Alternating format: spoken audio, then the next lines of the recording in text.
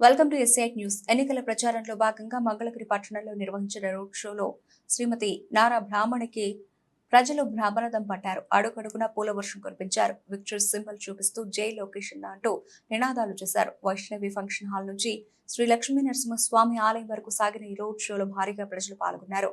ఈ సందర్భంగా బ్రాహ్మణుడు మాట్లాడుతూ, మంగళగిరి వస్తే సొంతింటికి వచ్చినట్టు ఉంటుంది. మీరంతా మా కుటుంబ సభ్యులతో సమానం. అధికారంలోకి రాగానే మంగళగిరిలో అభివృద్ధి పరుగులు పట్టిస్తాం. లోకేష్ ఎప్పుడు మంగళగిరి ప్రజల గురించి వారికి సంక్షేమం అందించేందుకు కొత్తగా ఎటువంటి పథకాలు తీసుకురావాలని ఆలోచిస్తూ ఉంటారు. ఓటు వేయడం మనందరి బాధ్యత. రాష్ట్రం క్లిష్ట పరిస్థితుల్లో ఉంది. ప్రతి ఒక్కరూ ఆలోచించి ఓటేయాలి. అభివృద్ధికి పట్టం కట్టాలి. స్థానికులతో మాటామంతి రోడ్ షో అనంతరం స్థానికులతో బ్రాహ్మణుడు మాట్లాడారు. ఉపాధి ఎలా ఉంది అంటూ పలువురు చిరు వ్యాపారులను అడిగి తెలుసుకున్నారు. మంగళగిరి వాసుల కోసం లోకేష్ 29 పథకాలు అందిస్తున్నారని అందరూ వాటిని వినియోగించుకోవాలని సూచించారు. అనంతరం చిన్న బండి దగ్గర టిఫిన్ చేశారు.